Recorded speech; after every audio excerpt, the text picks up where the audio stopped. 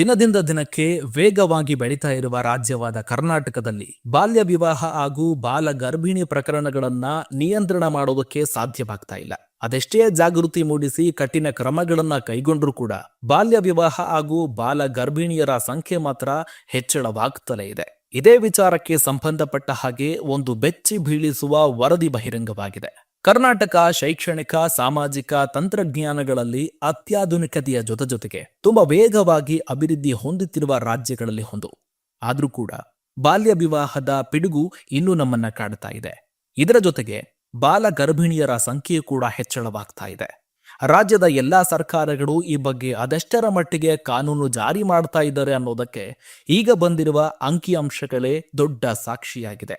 ಜನಜಾಗೃತಿಯ ಜೊತೆಗೆ ಹಲವು ಕಾರ್ಯಕ್ರಮಗಳನ್ನ ರೂಪಿಸಿದರೂ ಕೂಡ ಈ ಸಾಮಾಜಿಕ ಪಿಡುಗು ಇನ್ನೂ ನಮ್ಮಿಂದ ದೂರವಾಗಿಲ್ಲ. ನೋಡಿ, 11 ತಿಂಗಳಲ್ಲಿ 26,436 ಬಾಲ ಗರ್ಭಿಣಿಯರು ಅಂದ್ರೆ ಸುಮ್ನೆನಾ?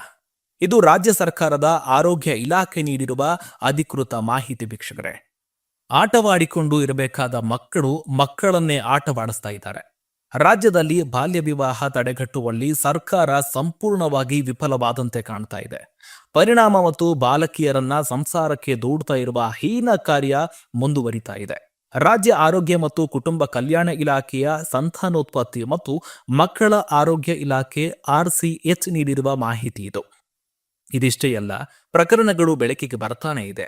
ಬಾಲ್ಯ ವಿವಾಹಗಳು ಕಡಿಮೆಯಾಗ್ತಾ ಇಲ್ಲ, ಪೋಕ್ಸೋ ಪ್ರಕರಣಗಳು ಕಡಿಮೆಯಾಗ್ತಾ ಇಲ್ಲ. ಪರಿಣಾಮ, ರಾಜ್ಯದಲ್ಲಿ 18 ವರ್ಷ ತುಂಬುವ ಪೂರ್ವದಲ್ಲಿ ಇಷ್ಟೊಂದು ಬಾಲಕಿಯರು ಗರ್ಭಿಣಿಯರಾಗಿರುವುದಕ್ಕೆ ದೊಡ್ಡ ಸಾಕ್ಷಿಯಾಗಿದೆ ವೀಕ್ಷಕರೇ. ಬಾಲ ಗರ್ಭಿಣಿ ಮತ್ತು ಬಾಲ್ಯ ವಿವಾಹ ಅನೇಕ ಸಾಮಾಜಿಕ ಸಮಸ್ಯೆಗಳಿಗೆ ಕಾರಣವಾಗ್ತಾ ಇದೆ. ಶಿಶು ಮರಣ, ತಾಯಿ ಮರಣ ಪ್ರಮಾಣ ಹೆಚ್ಚಳವಾಗೋದಕ್ಕೆ ಕಾರಣವಾಗ್ತಾ ಇದೆ. ಬಾಲಕಿಯರಿರುವಾಗಲೇ ಗರ್ಭ ಧರಿಸುವುದರಿಂದ ಮಾನಸಿಕ ಖಿನ್ನತೆಗೆ ಒಳಗಾಗ್ತಾ ಇದ್ದಾರೆ. ಮಕ್ಕಳು ಆರೋಗ್ಯ ಪೂರ್ಣವಾಗಿ ಜನಿಸ್ತಾ ಇಲ್ಲ, ತೂಕ ಕಡಿಮೆ ಆಗ್ತಾ ಇದೆ, ಬುದ್ಧಿಮಾಂದ್ಯ ಸೇರಿದಂತೆ ಅನೇಕ ಸಮಸ್ಯೆಗಳಿಂದ ಮಕ್ಕಳು ಹುಟ್ಟುತ್ತಾ ಇದ್ದಾರೆ. ಕೇವಲ 10 ತಿಂಗಳಲ್ಲಿಯೇ 26,000 ಬಾಲ ಗರ್ಭಿಣಿಯರಾಗಿರುವುದು ದುರಂತವೇ ಸರಿ ವೀಕ್ಷಕರೇ. ಇದಕ್ಕೆ ಕಡಿವಾಣ ಹಾಕುವ ಅಗತ್ಯವಿದೆ. ಬೆಂಗಳೂರಿನಲ್ಲಿಯೇ ಹೆಚ್ಚು ಪ್ರಕರಣ, ಜೊತೆಗೆ ಬಾಲ ಗರ್ಭಿಣಿಯರ ಪ್ರಕರಣಗಳು ಬೆಂಗಳೂರು ನಗರದಲ್ಲಿಯೇ ಹೆಚ್ಚು ಎನ್ನುವುದು ಗಮನಾರ್ಹದ ಸಂಗತಿಯಾಗಿದೆ. ಆದರೂ ಬೆಂಗಳೂರು ನಗರವೊಂದರಲ್ಲಿಯೇ 2,762 ಬಾಲ ಗರ್ಭಿಣಿಯರು ಇದ್ದಾರೆ.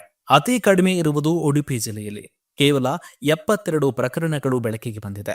ಜೊತೆಗೆ ರಾಜ್ಯದಲ್ಲಿ ನಡೆದ ಬಾಲ್ಯ ವಿವಾಹದ ಅಂಕಿಅಂಶಗಳನ್ನು ನೋಡೋದಾದ್ರೆ 2024-25 ಸಾಲಿನಲ್ಲಿ ರಾಜ್ಯದಲ್ಲಿ ಒಟ್ಟು 700 ಬಾಲ್ಯ ವಿವಾಹಗಳು ನಡೆದಿದೆ.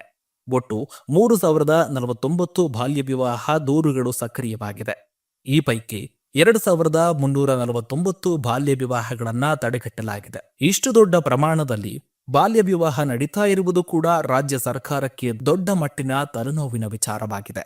ಇದರಲ್ಲಿ ಶಿವಮೊಗ್ಗದಲ್ಲಿ ಅತಿ ಹೆಚ್ಚು 79 ಬಾಲ್ಯ ವಿವಾಹಗಳು ನಡೆದಿದೆ. ಜೊತೆಗೆ ಮಹಿಳಾ ಮತ್ತು ಮಕ್ಕಳ ಕಲ್ಯಾಣ ಇಲಾಖೆ ಸಚಿವೆ ಲಕ್ಷ್ಮೀ ಹೆಬ್ಬಾಳ್ಕರ್ ಅವರ ತವರು ಜಿಲ್ಲೆ ಬೆಳಗಾವಿಯಲ್ಲಿ 78 ಬಾಲ್ಯ ವಿವಾಹ ನಡೆದಿದ್ದು ರಾಜ್ಯದಲ್ಲಿಯೇ 2ನೇ ಸ್ಥಾನದಲ್ಲಿದೆ.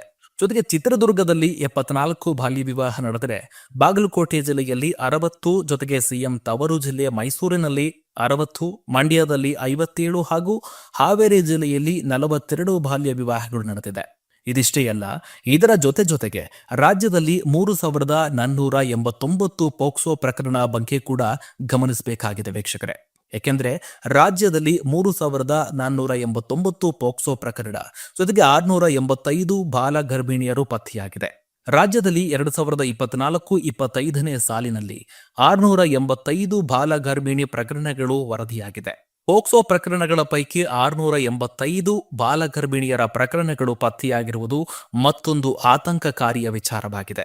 ಯಾಕೆಂದ್ರೆ ರಾಜ್ಯದಲ್ಲಿ 2024-25 ಸಾಲಿನಲ್ಲಿ 3,489 ಪೋಕ್ಸೋ ಪ್ರಕರಣಗಳು ದಾಖಲಾಗಿವೆ. ಈ ಪೈಕಿ 685 ಬಾಲ ಗರ್ಭಿಣಿಯರಾಗಿದ್ದಾರೆ. ಜೊತೆಗೆ ಬೆಂಗಳೂರು ನಗರದಲ್ಲಿ ಅತಿ ಹೆಚ್ಚು 343 ಪೋಕ್ಸೋ ಪ್ರಕರಣಗಳು ದಾಖಲಾಗಿದ್ದು ಈ ಪೈಕಿ 28 ಬಾಲ ಗರ್ಭಿಣಿಯರಾಗಿದ್ದಾರೆ. ಶಿವಮೊಗ್ಗದಲ್ಲಿ 231 ಪೋಕ್ಸೋ ಪ್ರಕರಣಗಳು ದಾಖಲಾಗಿದ್ದು ಈ ಪೈಕಿ 55 ಬಾಲ ಗರ್ಭಿಣಿಯರಾಗಿದ್ದಾರೆ. ಬೆಳಗಾವಿಯಲ್ಲಿ 179 ಪೋಕ್ಸೋ ಪ್ರಕರಣಗಳು ದಾಖಲಾಗಿದ್ದು 20 ಬಾಲ ಗರ್ಭಿಣಿಯರಾಗಿದ್ದಾರೆ. ಚಿಕ್ಕಬಳ್ಳಾಪುರದಲ್ಲಿ 170 ಪೋಕ್ಸೋ ಪ್ರಕರಣ ದಾಖಲಾಗಿದ್ದು 32 ಬಾಲ ಗರ್ಭಿಣಿಯರಾಗಿದ್ದಾರೆ. ಇನ್ನು ಮಂಡ್ಯದಲ್ಲಿ 160 ಪೋಕ್ಸೋ ಪ್ರಕರಣ ದಾಖಲಾಗಿದ್ದು 8 ಮಂದಿ ಬಾಲ ಗರ್ಭಿಣಿಯರಾಗಿದ್ದಾರೆ. ಕೇವಲ 10 ತಿಂಗಳಲ್ಲೇ 26,000 ಬಾಲ ಗರ್ಭಿಣಿಯರಾಗಿರುವುದು ದುರಂತವೇ ಸರಿ ವೀಕ್ಷಕರೇ. ನಮ್ಮ ವಿಜಯವಾಹಿನಿ ನ್ಯೂಸ್ ಚಾನೆಲ್ನಲ್ಲಿ ಪ್ರಮೋಷನ್, ಜಾಹೀರಾತು, ಅಡ್ವರ್ಟೈಸ್ಮೆಂಟ್ ನೀಡಲು ಸಂಪರ್ಕಿಸಿ 9535808456.